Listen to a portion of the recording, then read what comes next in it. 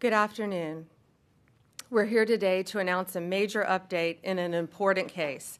Abrego Garcia has landed in the United States to face justice.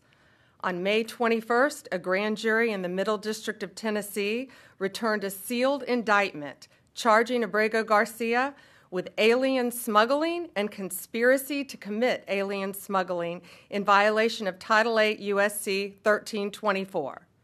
We want to thank President Bukele for agreeing to return Abrego Garcia to the United States.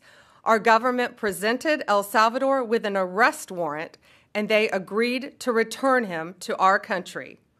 We're grateful to President Bukele for agreeing to return him to our country to face these very serious charges. This is what American justice looks like. Upon completion of his sentence, we anticipate he will be returned to his home country of El Salvador. The grand jury found that over the past 9 years, Abrego Garcia has played a significant role in an alien smuggling ring. They found this was his full-time job, not a contractor. He was a smuggler of humans and children and women. He made over 100 trips, the grand jury found, smuggling people throughout our country, MS-13 members, violent gang terrorist organization members throughout our country. Thousands of illegal aliens were smuggled. This is especially disturbing because Abrego Garcia is also alleged with transporting minor children. The defendant traded the innocence of minor children for profit. There are even more disturbing facts that the grand jury uncovered. It is alleged this defendant is part of the same smuggling ring responsible for the death of more than 50 migrants in 2021 after the tractor trailer overturned in Mexico. This is part of that same ring. The defendant abused undocumented alien females, according to co-conspirators who were under his control while transporting them throughout our country.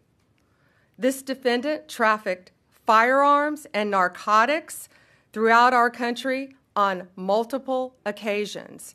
They were using vehicles, SUVs, with added seats in the back, floors that had been ripped out, guns, narcotics, children, women, MS-13 members. That is what the grand jury found.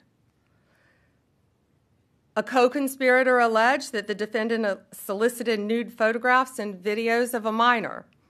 A co-conspirator also alleges the defendant played a role in the murder of a rival gang member's mother. These facts demonstrate Abrego Garcia is a danger to our community. We want to thank the Department of Homeland Security, the FBI, our state and local partners, our acting U.S. Attorney Robert McGuire, and prosecutors from the Joint Task Force Vulcan. Questions? Attorney General,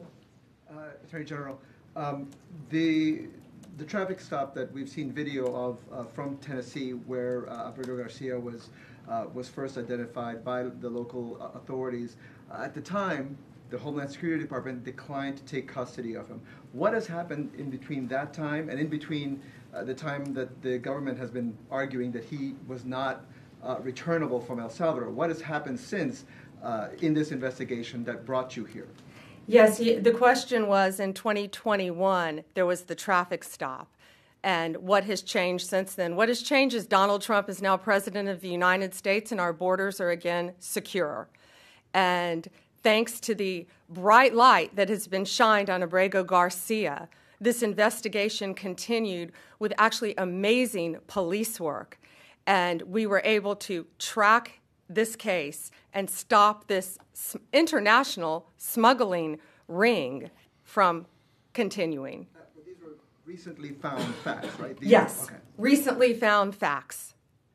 To that point, point, can you just explain when this investigation was opened? The investigation in Tennessee, can you say when that investigation was opened? Well, the grand jury indicted on May 21st. This investigation has been ongoing.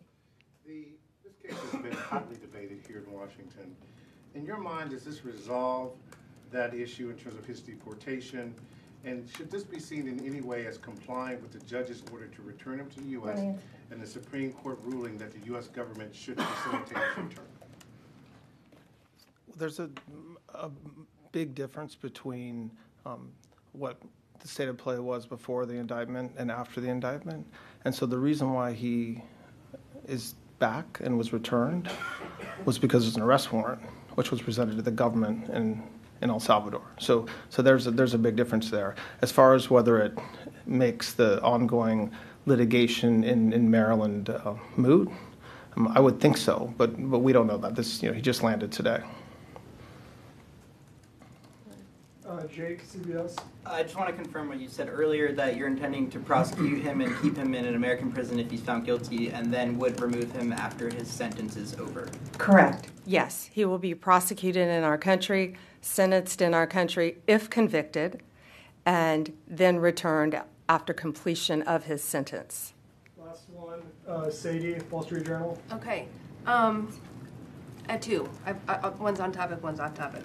Maybe I misunderstood you, but you were mentioning, that he had some involvement in a murder, or was connected to groups that had, involved with this other smuggling ring. But to be clear, the only charges he's facing right now are the, human smuggling charges. Just that's the one offense. But the other things that you have talked about are not actually in the indictment? No, co-conspirators allege that. And we were clear to say that he is charged with, it's not only very serious charges of alien smuggling. And again, there were children involved in that. Human trafficking, not only in our country, but in our world, is very, very real. It's very dangerous.